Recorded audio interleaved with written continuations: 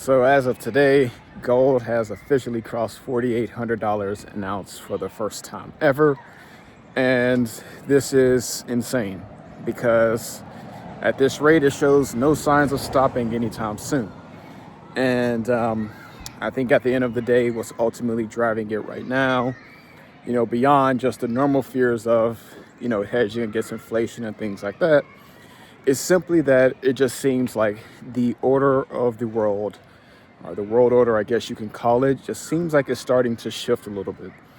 And here's what I mean. So, a bunch of world leaders are gathering, in Davos, and I forget all the specifics, right? But basically, different leaders are taking their turns on stage to just talk about, some of the challenges they're facing and things of that nature. And there was one speech in particular that stuck out to me, specifically from Canada's Prime Minister. Sorry, there's cars going by here, but it was specifically from Canada's Prime Minister, where, in my view, and I think you should watch the speech, by the way, it's actually pretty good. But in my view, he just clearly acknowledged that the old way of doing things, as far as, alliances and trade relations with certain countries like the United States, is effectively over, right? And essentially what's going to have to happen now is that middle powers, right, like Canada, for example, are going to have to start doing more to protect their independence and their sovereignty, because it is far too easy for countries like the United States, and he did refer to the US, right, by name, but it's just far too easy for countries like the United States to flex their muscles, right, especially when there is something that they want, and he had a really powerful line that he mentioned, which was something to the effect of, if you're not at the table, then you're on the menu. And I think ultimately that's true, right? In terms of geopolitics, right? Just like the rest of history, the ones with the power are the ones who have their way, right? And other countries who depend, on countries with a lot of power don't have nearly as much say, right? Because they depend on others for their success and their wealth and their prosperity, right? And so anyway, Canada's PM did a great job of, in my opinion, was essentially, rallying for other middle powers to start to unite, right? And essentially do more to help reduce their dependence on countries like the United States, for their own wealth and prosperity. And it definitely marked a different tone, right? Because especially for a country like Canada, who's traditionally been a, very reliable ally, right? Again, I'm not going to claim to be, an expert in geopolitics and all that stuff by any means, but at least from the time I've been alive, there's really never been this issue that, we've had with Canada, where things have gotten to the point, right, where we're getting these constant trade spats.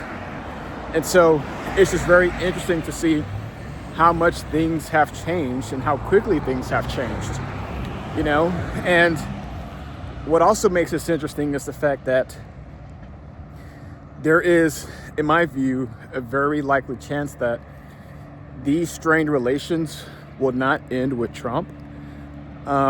Because, for example, if I am, in charge of leading a country that's having an issue with the United States, where, say, historically that usually hasn't been the case, and now we are, and, we've gone through these, tariff issues and things like that that are clearly affecting both of our economies, well, then in my view, if I'm looking into the future, then, one question I have, for example, is, I guess a good way to put this would be, what is there to stop the United States from electing somebody like this again? What if in the future we elect somebody, like Trump or potentially worse? What happens then? If you're tasked with ensuring the prosperity of your people, right, in your country, and making sure that, your economy tends to grow or so on, and historically you've depended on the United States for a lot of that growth, well then, what steps do you start to take now to say, hey, we have to be able to look after ourselves, because at any moment, the United States can elect somebody like Trump again. So what do you do? So these are some of the questions that are on my mind right now, because I think they're very relevant questions that need to be answered, because things are going to start to change, in my opinion, gradually at first, and then suddenly all at once. So now, on the investing side of things, well, that's where things get interesting now, right? Because, you have gold hitting $4,800. You have, bond yields cracking 4.3%, which is insane. 10-year yields, cracking that number. And so it just really starts to make you wonder, what does this mean for the future of the stock market, right?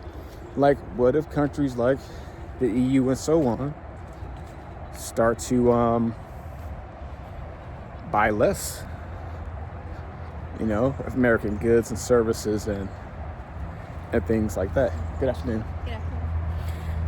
So what does that mean for overall economy? Do we start to grow slower? Does it become more expensive to service our debt because, other countries are buying less of it, right? There's just a lot of questions now. And it's also just clear that, other countries are starting to say enough is enough, and we're not going to let you bully us around, right? Now, to the extent, as far as all this stuff goes, I have no idea. I don't know where this stuff takes us. But I do think it's important to start paying attention to some of this stuff right now. And who knows, right? Some pretty solid opportunities to invest could become available, right? Particularly in just other countries. Ooh, almost slipped there. Particularly in other countries aside from the United States. So, yeah, just my thoughts. But yeah, man, what a time to be alive. It's still just wild to me that gold is already at $4,800 an ounce. And at this rate, assuming things don't get better, it could realistically crack $5,000 in no time. So, yeah, let's see where this road takes us. And, whoever thought we'd be, paying attention to world politics this much again, but here we are. So, all right, that's my thoughts for today. And until next time, peace.